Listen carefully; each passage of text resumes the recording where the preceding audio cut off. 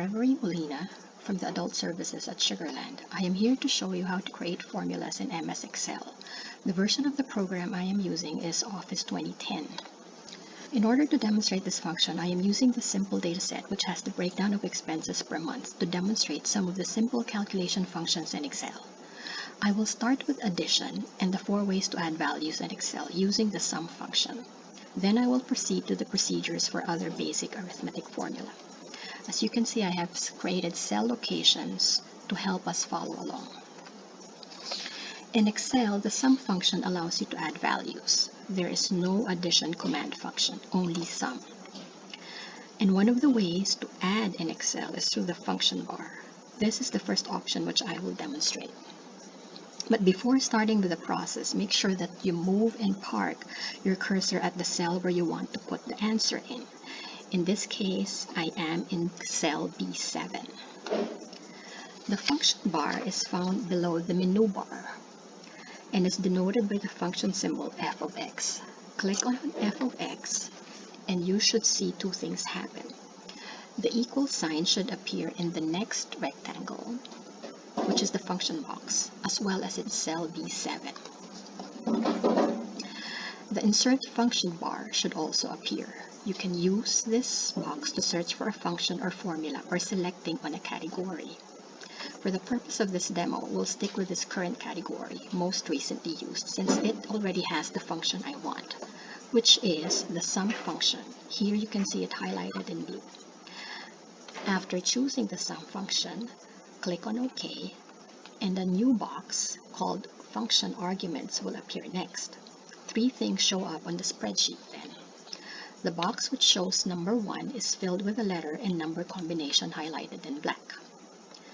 This formula in the function bar should also appear, as well as this combination in the cell where we want our answer. Cells B3 to B6 refers to the defaulted range of cells that will be calculated. And note that I don't need all of the cells in this range because 1 is blank, which is in B6, so I want to change it. So going back to our sample data, I will highlight B3 to B5 instead. The highlighted range is then denoted by the box with broken lines. The new cell range should now appear in the number 1 rectangle in the function arguments box, as well as in the function box on the spreadsheet and in cell B7. Then press OK, and we'll see that the results of the sum function will appear in cell B7. But before we proceed to the next option, let's review for a second the Excel function we just created. Here at the function bar, we see this math sentence for addition. Here I've expanded it so that we can see the different elements. Try to remember these elements because they are important in creating any function or formula in Excel. The first of which is the equal sign. It is an Excel prompt that tells the program that you are about to perform a formula. All functions or formulas start with this symbol, followed by an actual function in word form. It refers to the pre-programmed commands in Excel that allows for calculation of a specific formula.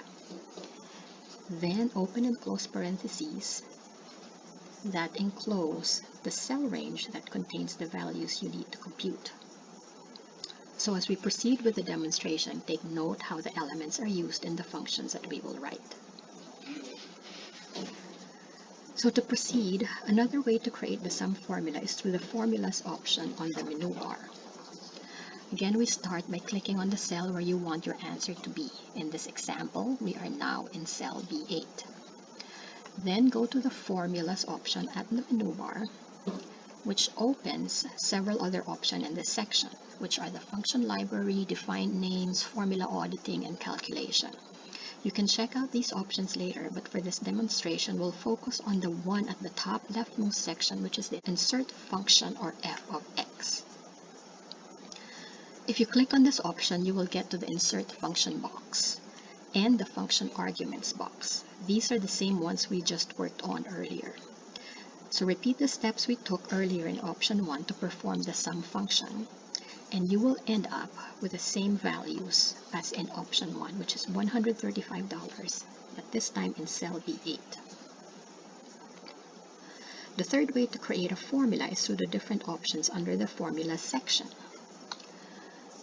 So if you go to the formula section, then in the function library, you can have 3 choices. You can first click and choose the recently used box to look for the sum formula inside, since we know that we've used that function recently. Or we can also click and choose AutoSum and look for the sum function. Or alternatively, we can also go to Math and Trig and scroll down for sum function. In all these 3 cases, you will need to highlight the cell range B3 to B5 in the function arguments box and click OK to get the final answer of, guess what, $135 in cell B9.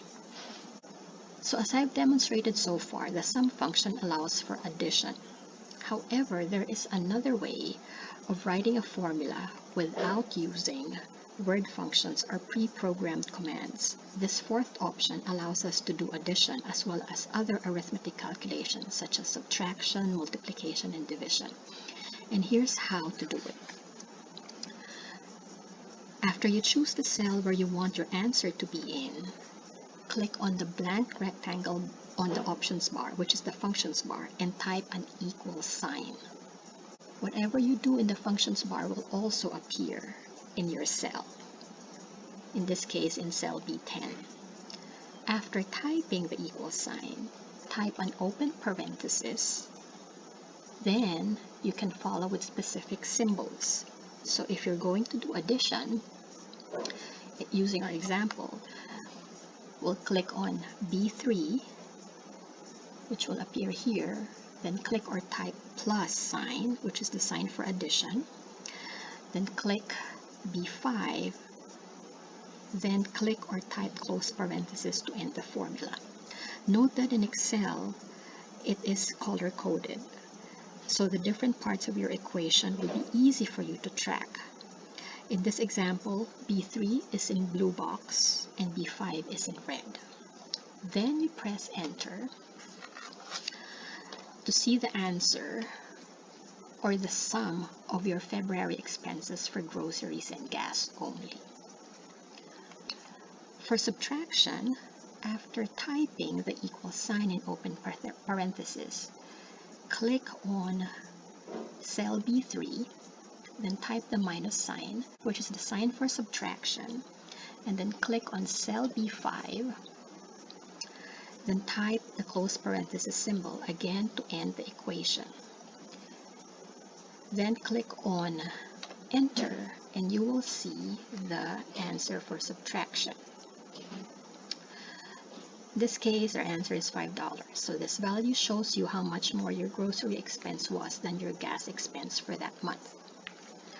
For multiplication, we use the asterisk symbol to denote multiplication. And in this example, I used the number 2 and then end with, again, the close parenthesis symbol. After you hit enter, then you will see your product. For division, say you want to find out your average expense for the month of February, we will need to use the earlier calculation we made for sum, which is in cell B7. So place your cursor in the function box, and after typing in the equal sign followed by an open parenthesis, click on cell B7, then click or type the / symbol, which is the symbol for division, and then type the number 3, since we used 3 data values to generate our sum earlier. Then end the equation with a close parenthesis. You will then get a quotient of $45. So with these simple Excel calculations, you can summarize and describe your data better. If you apply the functions to the other months, you will see some trends to describe your spreadsheet. Okay, that's my formula tutorial in Excel. Thanks for listening.